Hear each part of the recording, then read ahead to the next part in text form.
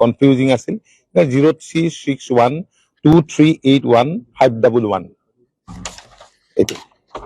আৰু কিমান বাহন তাৰ পৰা আনিবলগীয়া হৈ আছে হৈ আছে বা আনিবলগীয়া হৈছে কালি অলপ আপডেট হৈছে নহয় কালি আপডেট আছে আজিও আহি আছে বুলি কৈছে টোটেল মই দি দিছো আৰু এটা সমস্যা দেখিবলৈ পোৱা যায় যে পিকআপ আৰু ড্ৰপিং যোৰাবাটলৈকে তেওঁলোকৰ গাড়ীয়ে মেঘালয়ৰ পৰা লৈ যায় আৰু তেওঁলোকে আনিব বিচাৰিছে অসমৰ গাড়ীত আচলতে সোমাবলৈ দিব বিচৰা নাই টুৰিষ্ট সেই কথাটো আক্ৰোশ হৈ আছে তেওঁলোক এই কথাত নাই সেই কথাটো যোৱাকালি আমি সেইখিনি কথা পাতিছো তেনেকুৱাটো কথা নহয় যোৱাকালি সেইখিনি কথা আমি স্পষ্টভাৱে পাতিছো এই বিষয়বোৰ আজি নহয় আজি ইয়াতে আমি গম পাইছো যে 3 বছৰ আগতে এনে ধৰণৰ কথা বতৰাবিলাক হৈছিলে যে আমাৰ অসমৰ পৰা যিখিনি গাড়ী আহে তেওঁলোকে এঠাইলৈকে নিব তাৰ পৰা তেওঁলোকৰ গাড়ীয়ে বেলেগ এঠাইলৈ নিব যিটো ছিকিমত হোৱা বুলি তেওঁলোকে কয় সেই কথাখিনি যোৱাকালি আমি আলোচনা কৰিছো এইবিলাক সম্পৰ্কে কোনো হেৰি কৰিবলগীয়া নাই মেঘালয় অসমৰ পৰা বহু পৰ্যটক তালৈকে যায় আৰু অসমৰ পৰ্যটকৰ পৰা এক প্ৰকাৰ লুণ্ঠন চলোৱাৰ অভিযোগ আহে তাতে এনেকুৱা ধৰণৰ নিয়ম নীতিৰ মাজেৰে হ'ব লাগে কালি যে আমি 3 ঘণ্টা সময় বহিলো আৰু এইবিলাক কথাই আমি পাতিছো যিবিলাক মানুহৰ পৰা অভিযোগ পাইছো যোৱা দিনবিলাকত বিভিন্ন জনৰ লগত কথা বতৰা পাতি যিখিনি জানিছো এই কথাবোৰ কালি বিস্তৃতভাৱে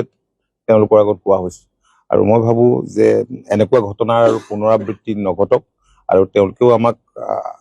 আশ্বাস দিছে আমি ভাবিছো যে যৌথভাৱে আমি অলপ যদি এই কথা বতৰাবোৰ মনিটৰিং কৰো মই ভাবো যে এনেবোৰ সমস্যা নাথাকিব এতিয়াকৈ আশা কৰিব পাৰি যে আমাৰ অসমৰ টেক্সি ড্ৰাইভাৰসকলে বা যি কেব চালকসকলে তেওঁলোকে খুব সোনকালে আপোনাৰ বিষয়টো উচতাইছে আমি এগৰাকী সাংবাদিকৰো কৰিছো আমাৰ যোৰাবাটখিনি আপোনাৰ এটা হৰমুজ প্ৰণালী বুলি ব্যাখ্যা দিব বিচাৰিছে এনেকুৱা ধৰণৰ কথা বতৰাসমূহ এই কথাসমূহ আচলতে অৱগত কৰা হৈছে নে নাই যিসকলে আচলতে উচ্চতাব বিচাৰিছে ঘটনাটো আৰু ডাঙৰ কৰিব বিচাৰিছে তেওঁলোকৰ বিৰুদ্ধে ব্যৱস্থা বা তেওঁলোকে কঠোৰ পদক্ষেপ গ্ৰহণ কৰিম বুলিয়ে কৈছে তেওঁলোকে কিছু ব্যক্তি আইডেন্টিফাই কৰা বুলিও কৈছে এই ঘটনাৰ লগত জড়িত সিদিনা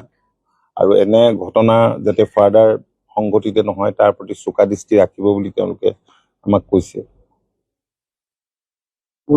মেঘালয় আমাৰ পৰা ৩,৫০০ বিঘা মাটি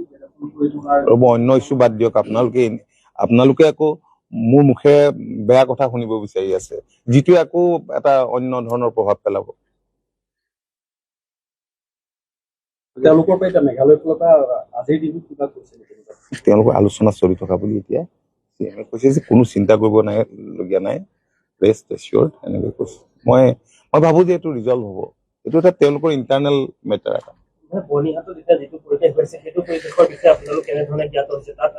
তেতিয়া আপোনাৰ খবৰটো আমাৰ একেবাৰে অথেণ্টিক খবৰ আছে যিহেতু পুলিচ কমিশ্যনাৰে এজন পুলিচ অফিচাৰে তালৈ পঠাইছিলে গতিকে ইনফৰমেশ্যন পুৰা আমাৰ হেৰি হৈ আছে অৱশ্যে সোনকালে এইটো নাইকিয়া হ'ব কালিৰ পৰা আপোনাৰ যাতায়াত সুচল হ'ব ক'ব পাৰি তেনেকে মেঘালয়ৰ লগত এতিয়া আকৌ আমি খবৰটো লৈ লওঁ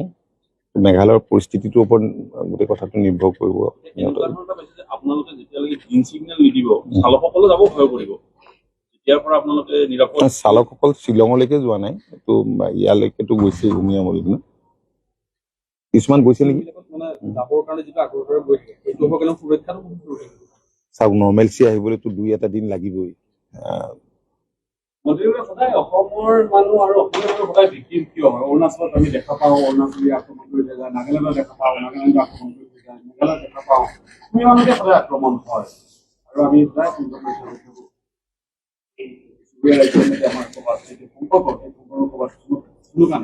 চাওক চুবুৰীয়া ৰাজ্যৰ লগত আমি সুসম্পৰ্ক বজাই ৰাখিবলৈ আমি চেষ্টা কৰিছো আমাৰ চৰকাৰৰ তৰফৰ পৰা আমাৰ মুখ্যমন্ত্ৰীগৰাকীয়ে উত্তৰ পূৰ্বাঞ্চলৰ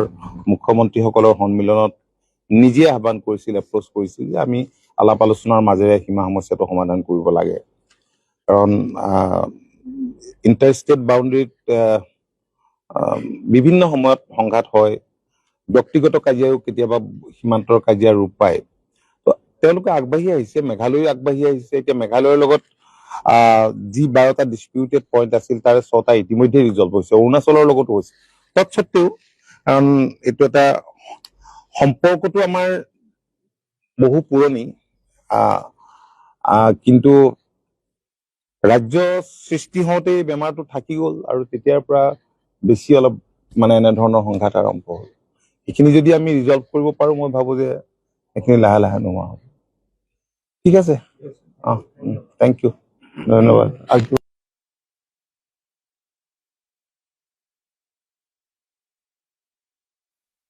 দুগৰাকী IGPক লৈ যৌথ কমিটি থাকিব আৰু তেনেকুৱা কমিটি যিকোনো খবৰৰ বাবে যোগাযোগ কৰক 9181307221 আমাৰ এই নম্বৰত।